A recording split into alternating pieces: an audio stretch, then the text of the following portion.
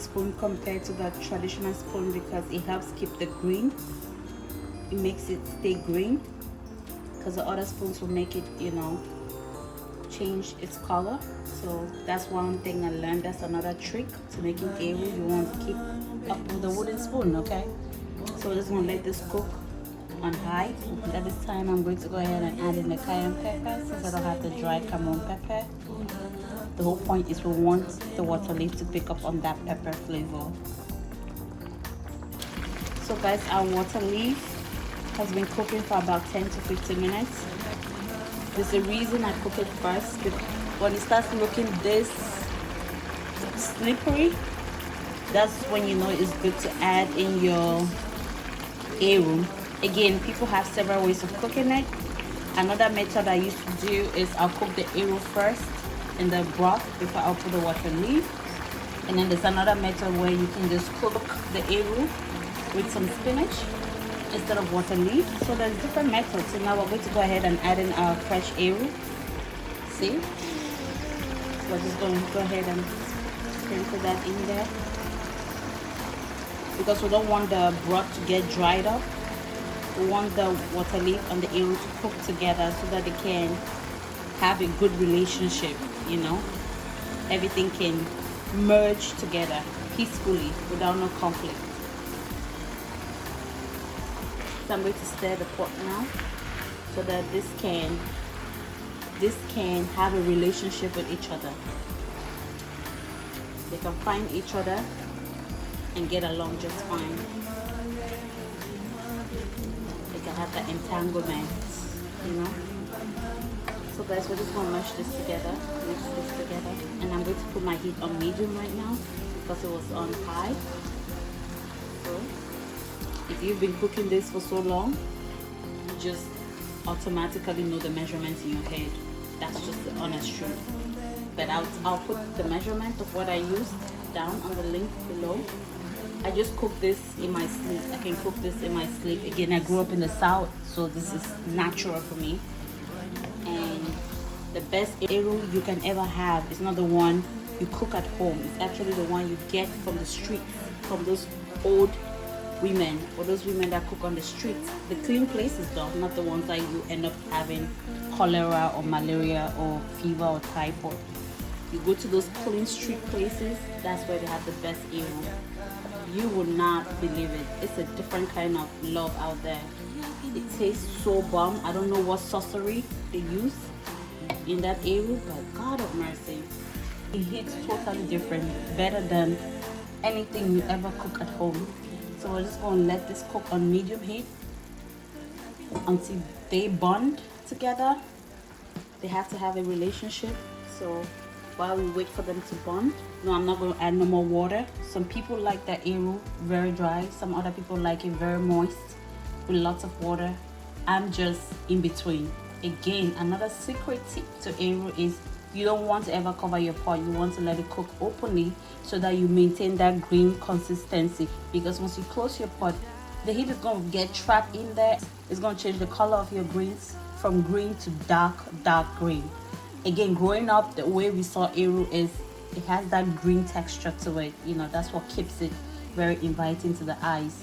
So tip number 1, cook the water leaf in the broth first, because you want that slimy texture. It's that slimy texture that will help bind the eru together and give it that, and make the eru kind of disappear, merge into the green, so they have a good relationship. So when you're eating it, you can't tell if it's eru or it's the water leaf. They have a bond, so you can just taste just the flavor. Tip number 2, you want to use a wooden spoon, because the wooden spoon helps to keep your greens green. Because once you use the other brown or black spoons, it changes the color of the green. So wooden spoon is the best way forward. Tip number 3, you don't want to cover your pot whenever you're cooking eru. The heat is going to trap in there and change the color of the greens, and it will go from beautiful green color as you see right now to dark green color, and we don't want that dark green color. We want the beauty of our eru. We want our eru to look sexy, beautiful, independent, but yet very inviting. Okay, so that's tip number 3 from me to you. Tip number 4 in making eru is that Not add too much ingredients, spices to your broth. Eru is very simple. The aroma from the water leaf and the eru combined, or kazi leaf you guys call it, makes the relationship of eru very beautiful. When you add all those extra spices like garlic and onions and all those things, it defeats the purpose. You're cooking stew at that point. You're not cooking eru. Eru is traditional. The main ingredients to eru is the crayfish that brings out the flavor, the palm oil that brings out the beauty, the water leaf and the eru that brings out the healthy part of it, and then the meat which brings out the invitation to the party. Okay, so eru does not require extra work, so stop trying to discover things in the kitchen and poison people's taste buds. Within your version of Western world, I can stew this eru. Eru does not need to be stewed. Eru needs to be cooked. So that's my last tip, and now I will shut up while it is cooked on low. I let the eru and the water leaf cook for about 10 to 15 minutes until the broth dried out a little bit. So this is how it's looking. See, they're having a whole relationship together. Look at this. This is what I meant by cooking it without covering it. You still see the water leaf, you still see the green in there, you still see everything still in there. See that? Look at this. And this is what we want. And now they've had a whole entanglement, so there's a whole bonding relationship. See, this is the eru and this is the water leaf, and they all merge together happily ever after. You know, I'm going to taste it right now. They are bonded. My dad is the best cook ever, and that's not no cap on that. So shout out to Alaji for teaching me. See where I get my genes from inheriting those genes from my dad. My dad is amazing when it comes to cooking. So Papa, thank you for teaching me some tricks and some tricksters on how to become a great chef. And now I'm living off your shadow. So this is the moment of truth where we go into adding the last part of our ingredients and cook this baby. So guys, we're going to go ahead and add in our crayfish. I'll stir this together.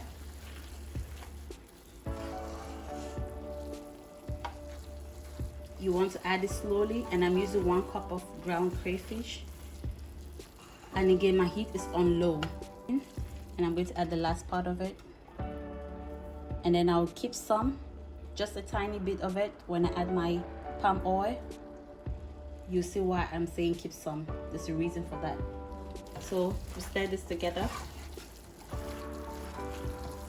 The best part, everybody's favorite part of eru is the meat, okay? So right now I'm going to go ahead and add in my meat. This is the meat we cooked with the broth. So fresh pepper in there, and we're just going to stir and mix this together so everybody can have a united relationship. The whole united situation right now. The whole place is bursting in flavors. My whole kitchen smells like eru, and this is the smell I love so much. That's how I know I'm doing the right thing, guys. If your kitchen is smelling like just boiled vegetables, you might as well just go sit somewhere and drink a glass of wine, because you failed the test. Okay. And another thing about eru, you don't want to overcook it, you don't want to undercook it. You want to cook it just right. Some people try to do a whole, Versace or Gucci version of it. It's just very simple and easy to cook, guys. You don't have to kill yourself doing this. So at this time, I'm going to add in my palm oil.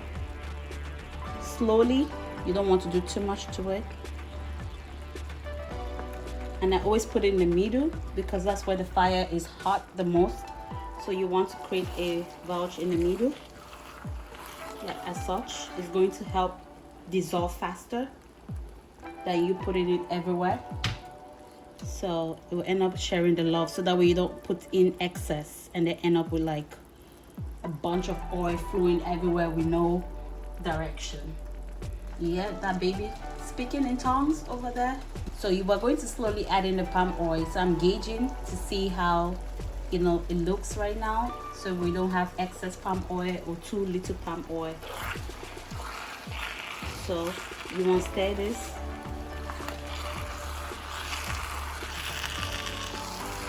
see how it dissolves so easily? That's why you put it in the center.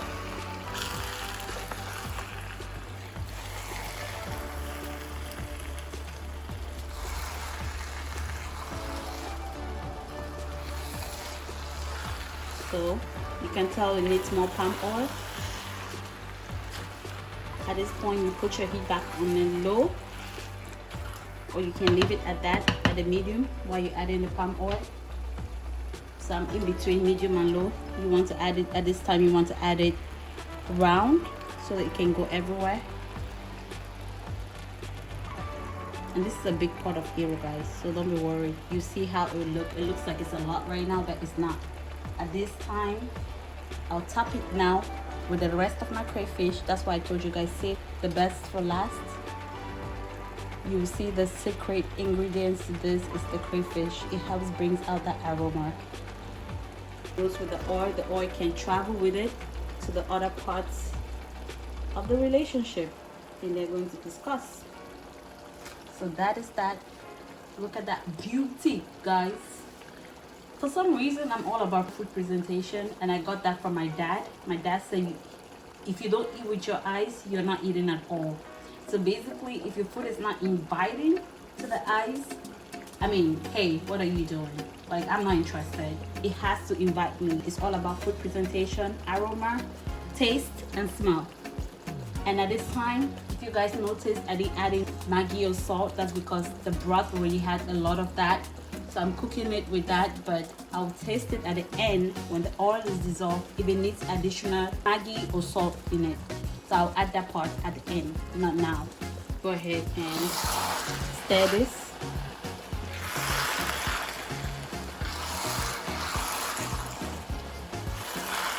Ooh, child, look at that. This is the definition of arrow. If your arrow is not looking like this, man. Look at this, guys. Okay, so mixing this together. This is the part where I'll get to taste to see if I need to add in any more salt or Maggi. But look at this, guys. So I'm going to taste this. The meat. Guys, it tastes so good. I think it's perfect. It kept its color. Look at this. And it still looks beautiful. Look at that. That's why you cook with a wooden spoon and you cook without covering your pot when you're making arrow. And I'll just let it simmer another 5 minutes only, so that the palm oil can dissolve without that heavy taste to it. But we're not cooking it, we're just letting it simmer. So put your heat on low and let it do its job. And while that is happening, I'm going to go ahead and make my gari to eat this way.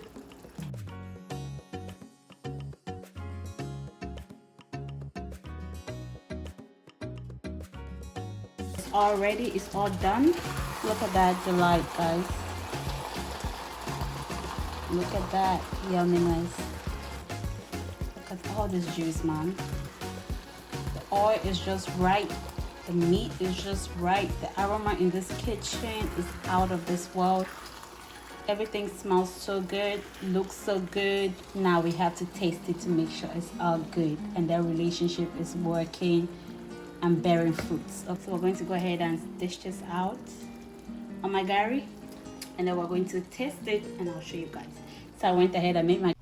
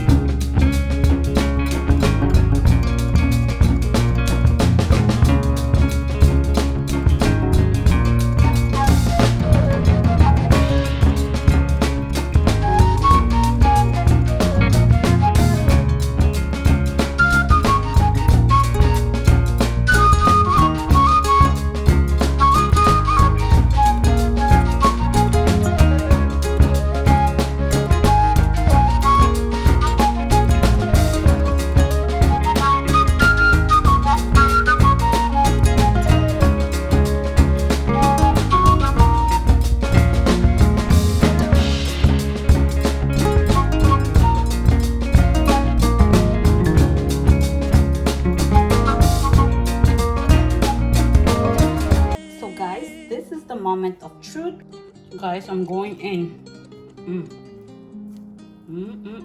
You want to squeeze the gari. Make sure that you're able to handle it so that way you can grab that. This requires some form of attention, and the only attention it gets is with the hands, okay? So start forming or matters of the hands, okay? Use your hands and get messy. Look at this. You can taste the water leaf, the pepper.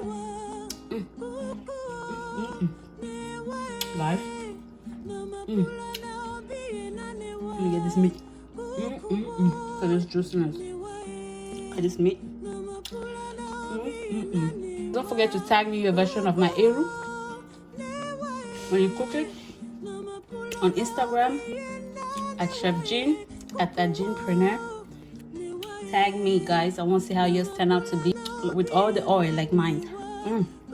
So I have 5 favorite Cameroon dish. My first is eru, second is achusu, third is dole.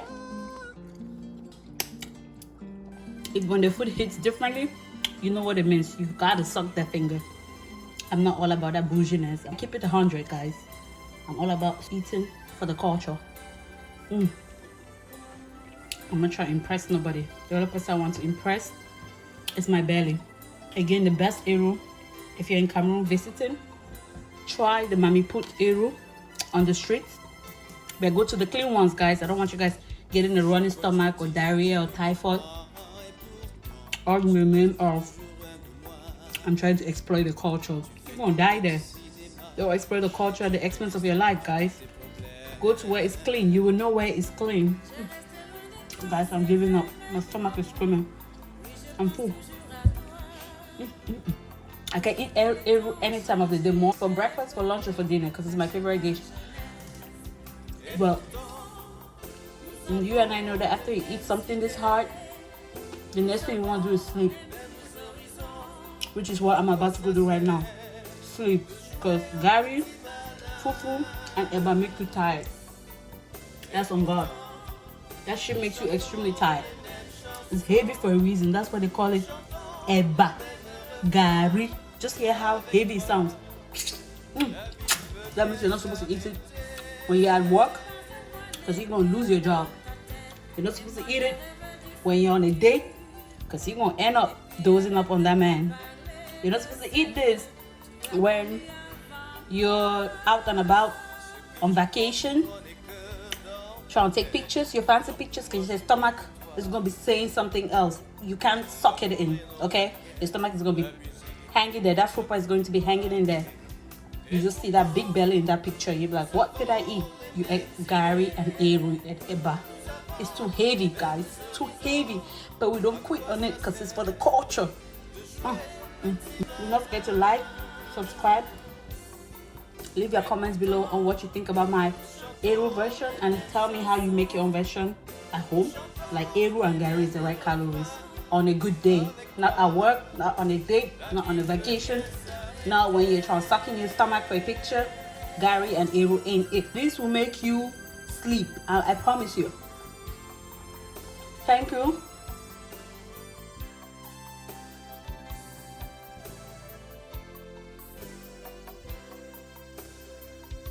Etinga pianeti